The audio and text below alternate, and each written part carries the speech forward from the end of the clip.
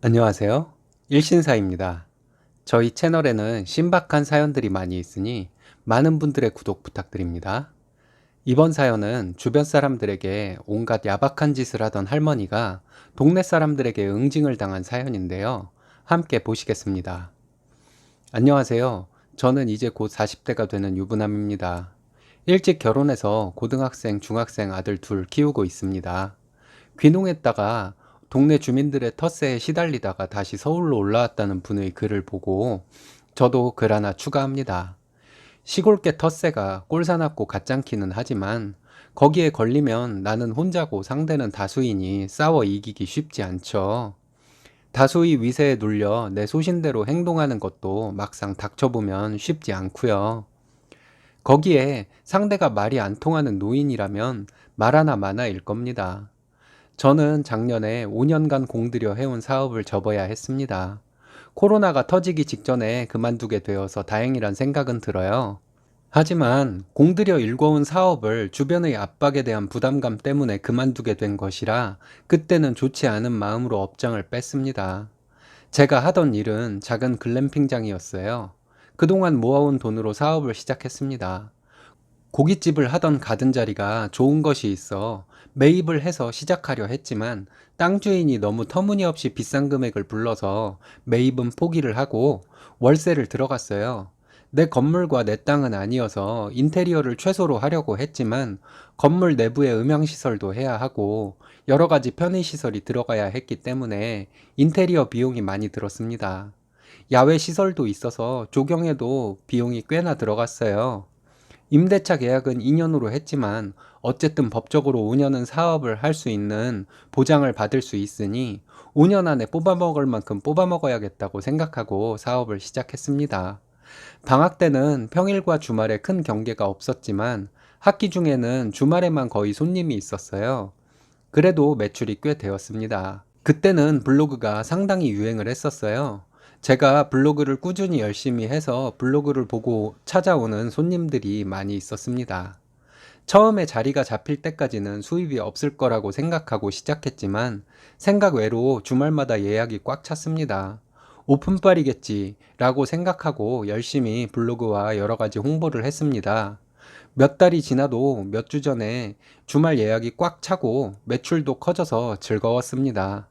금토일 3일만 빡세게 일하면 꽤 돈이 되었거든요. 업장 근처는 조용한 시골 동네였는데 마을 입구에는 가든도 몇 개 있는 그런 곳이었습니다. 오픈 초기부터 동네 주민들로부터 여러 가지 항의가 들어왔습니다. 그런대로 동네 주민들과 합의를 봐가며 사업을 운영해 나갔습니다. 업장 주차장 입구 근처에 사는 어르신 두 분이 있었어요. 그 분들은 제가 오픈을 할 때부터 여러 가지 트집을 잡았습니다. 저희 주차장으로 들락거리는 차들 때문에 시끄럽다는 항의를 하시더라고요. 입구를 다른 곳으로 뚫을 수도 없는 노릇이어서 음료수도 갖다 드리고 가끔 빵도 사다 드렸습니다. 입막음용으로 드린 것들이었죠. 뭐 하나 갖다 드리면 며칠 조용하다가 또 다른 트집을 잡고 하시더라고요.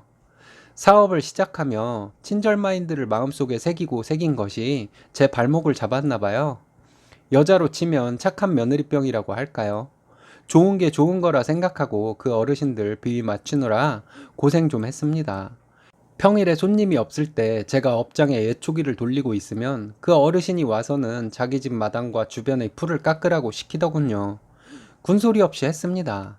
업장 내 나무들 전지를 하고 있으면 자기네 나무들도 전지를 하라고 해서 했고요. 남자 어르신은 마실 나갔다 귀가하실 때 꼭 저희 업장에 들어와 맡겨놓은 것을 찾듯이 소주를 내오라고 했습니다. 이것저것 일하다가 중단하고 술상을 차려주면 소주 두어 병을 마시면서 저에게 자기 공무원 하던 시절 무용담을 늘어놓고 저는 그걸 들어줘야 했습니다. 남자 어르신이 공무원으로 퇴직을 했다고 들었어요. 일하던 것을 마무리도 해야 하는데 어르신 술주정을 들어주고 있어야 해서 좀 짜증났지만 참았습니다. 나중에는 저를 자기네 집 집사로 생각하더군요. 자기네 집 변기가 막혔는데 왜 저를 불렀을까요? 군소리 없이 변기 뚫는 기구를 가지고 가서 뚫어주고 왔던 저는 뭐고요. 저희 손님들 차가 왔다 갔다 해서 자기네 집 앞이 더러워졌다며 청소를 하라 해서 청소도 했습니다. 청소한 김에 자기네 집 마당까지 쓸고 가라 해서 마당도 쓸고 오기도 했네요. 그 집 할머니는 또 다른 방식으로 텃세를 부렸어요. 손님들이 오면 저희가 건물 내부와 외부에 음악을 틀어놨습니다. 시끄럽게 크게 틀지는 않았어요. 일상에서 벗어나 자연 속에서 쉬러 온 손님들이 대부분인데 음악을 크게 틀 수도 없었고요.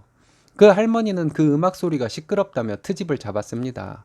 저희 업장에 와서 계속 시끄럽다고 하다가 음료수 몇 개라도 드려야 집으로 돌아가시더군요. 저희 업장에는 아이들이 뛰어놀 수 있는 야외 공간이 있었는데요. 그 할머니는 거기서 아이들이 뛰어노는 소리가 시끄럽다는 항의도 하시더군요. 그 어르신들과 함께 사는 쉰이 넘은 노총각이 아들이 있었는데 밤에 일을 하는 직업이라 점심나절까지 자야 하는데 저희 손님들이 시끄럽게 한다고 찾아와서 항의를 했습니다. 근데 아무리 생각해봐도 그 집까지 저희 업장에서 나는 소음이 시끄럽게 느껴질 정도로 들릴 거리는 아니었어요. 그래도 죄송하다고 하며 과일이라도 사다 드리고 그랬습니다. 3년이 넘게 그렇게 그 어르신들에게 시달리다 보니 계속 참고 넘기기가 힘들더군요. 어느 때부터 어르신들이 항의를 안 들어주었습니다. 이것저것 저에게 시키는 일도 바쁘다고 핑계를 대고 안 해드렸어요. 얼마가 지나고 저희 주차장으로 들어오는 길에 차가 다니지 못하도록 말뚝이 박혀 있더군요. 평일이라 손님 예약이 없는 날이라 다행이었습니다. 그분들 찾아가서 말뚝 뭐냐고 말했더니 자기네 집 앞으로 차 다니는 거 시끄러운데 여지껏 참아왔다며 이젠 못 참아서 그렇게 했다고 말하더군요. 정말 어이가 없었습니다. 그 길이 어르신들 땅이 아니니 그렇게 하시면 안 된다고 해도 대화가 안 통하더군요. 자기네가 왜 우리 때문에 그렇게 시끄러운데 피해를 봐야 하냐고 오히려 저에게 소리를 지르더라고요. 경찰에 신고를 해서 그 다음날 말뚝을 뽑았습니다. 그리고는 며칠이 안 되어서 그 집 남자 어르신이 마실 나갔다가 심정지로 죽었다고 하더군요. 동네 어른들이 말뚝 아무데나 박는 거 아니라고 하던데 길에 말뚝 박았다가 그렇게 되었나 보다며 수군댔습니다. 그 집 할머니는 남편이 죽었는데도 별로 슬퍼하는 기색도 없이 얼마 뒤부터 저희 업장이 시끄럽다고 생트집을 잡더군요. 자기 아들이 자야 하는데 저희 업장의 소음 때문에 잠을 못 잔다고 하면서 열심히도 항의했습니다. 저도 참아줄 수만은 없어서 그냥 외면해버리고 아무것도 갖다 주지 않았습니다. 그랬더니 어느 주말에 찾아와서는 손님들 앞에서 시끄럽다고 저에게 소리를 지르며 행패를 부리는 일이 있었습니다. 가서 싸우든 어찌하든 저도 못 참겠어서 그 할머니에게 다가가려고 하는데 손님 중에 한 분이 가까이 가지 말라고 하더군요. 저를 끌어안고 넘어지고는 제가 폭행했다고 뒤집어 씌울 사람 같다고 그 손님이 말을 했습니다. 그 손님이 예전에 그런 일을 당한 적이 있다면서 저를 잡아당겼습니다. 그도 그럴 것 같아서 그냥 경찰에 신고하고 경찰이 와서 그 할머니를 데리고 나갔습니다. 몇 달 뒤에 또 엄청난 얘기를 들었습니다. 그 할머니의 노총각 아들이 교통사고로 죽었다고 하더군요. 또 동네 어르신들이 그 말뚝 때문이라고 수군댔습니다. 제가 그런 미신 같은 것을 믿지는 않았지만 몇 달 사이에 부자가 객사를 하는 것을 보니 섬뜩하기도 하더라고요. 아들이 죽고 나서도 얼마 지나니 그 할머니는 그다지 시리에 빠져 있거나 하는 눈치도 아니었어요. 예전 모습 그대로더군요. 얼마 뒤에 저희 업장 불법 건축물 시정명령서가 구청으로부터 날아왔습니다.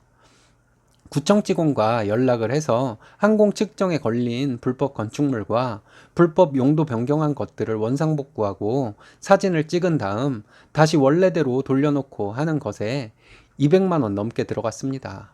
알아보니 항공 측정으로 이런 시정명령이 나오는 경우도 있지만 누군가 민원을 넣은 경우도 있다고 하더군요. 민원을 넣었다면 그 할머니밖에 없을 텐데 그런 민원을 넣기에는 나이가 있어서 그런 행정상의 절차를 잘 모르실 텐데 하는 생각도 들었습니다. 어쨌든 시정명령에 따라 장비와 일꾼을 불러 원상복구하는 일을 하고 있는데 그 할머니가 와서는 흐뭇하게 쳐다보시면서 저에게 돈 많이 들겠네 하며 미소 가득한 표정으로 가시더군요. 나중에 알고 보니 그 할머니가 동네 민원쟁이였다더군요. 조금이라도 불법으로 보이면 젊을 적부터 그렇게 민원을 넣었었대요. 근처에 밭을 일구며 사는 분이 한 분 계셨었는데 그분은 그 집 할머니의 조카뻘 된다고 했었습니다. 근데 그분이 밭을 조금이라도 돋거나 하우스라도 지으려고 하면은 어김없이 민원이 들어와서 출동했다며 경찰이 와서 둘러보고 갔다더군요. 그분 말씀이 그 할머니가 예전부터 그분네 집이 땅 조금 가지고 있는 것에 대해 질투가 나서 그렇게 민원을 넣고 당당하게 자기가 민원 넣었다고 얘기하고 그랬다고 얘기해 주었습니다. 오픈한 지 5년이 다 되어가고 좀 찝찝한 마음이 들었습니다. 우리 업장 주차장에 말뚝을 받고 나서는 그 집 어르신과 그 아들이 객사를 했다는 것도 좀 꺼림직하다는 생각이 들었고요. 돈도 어느 정도 벌었고 그 할머니는 앞으로도 계속 저를 괴롭힐 것 같았습니다. 그래서 주인과 상의를 해서 나오기로 했어요.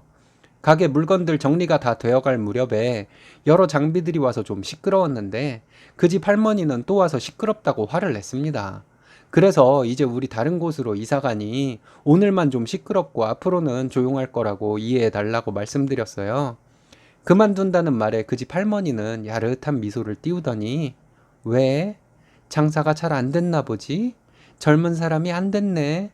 그러게 사람이 주위에 잘하고 살아야 복을 받는 거야.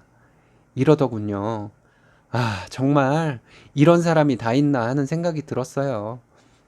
장비를 부르는 것에 도움을 주셨던 그 집 할머니의 조카라는 그분이 그 자리에 있었거든요. 그분이 할머니에게 화를 내면서 말씀하셨어요. 아줌마, 그렇게 길 한복판에 말뚝을 받고 못되게 굴다가 아저씨랑 땡땡이랑 객사를 했는데도 정신을 못 차리셨어요?